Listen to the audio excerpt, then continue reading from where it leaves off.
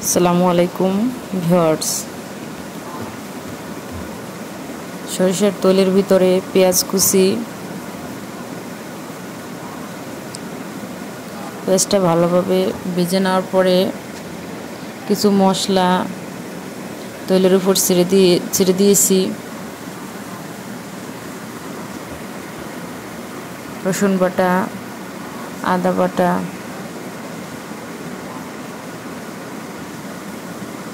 ভালোভাবে কষিয়ে নেব।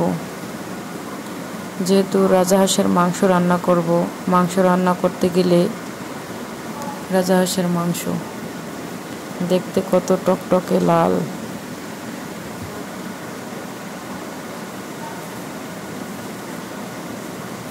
তেলের উপর ভেজে নেওয়ার পরে হলুদ গুঁড়ো দিয়ে তেলের উপর ভেজে নেব।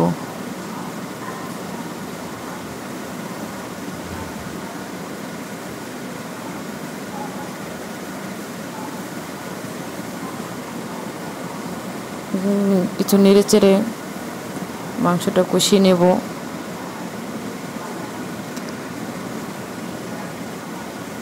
মরিচের গুঁড়ো, ধনিয়ার গুঁড়ো,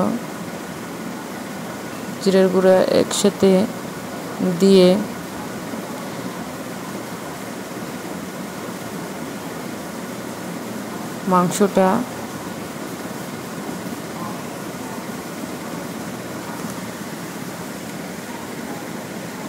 মাংসের ভিতরে গরম পানি দেবেন, তাহলে মাংসটা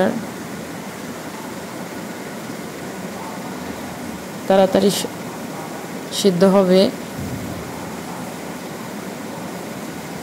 ঘ্রাণটা ভালো আসবে।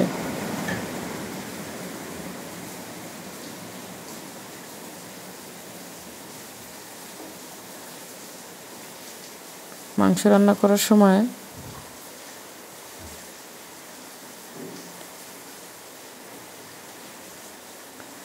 যত মশলাটা কষাবেন ততই মাংসটা স্বাদ হবে।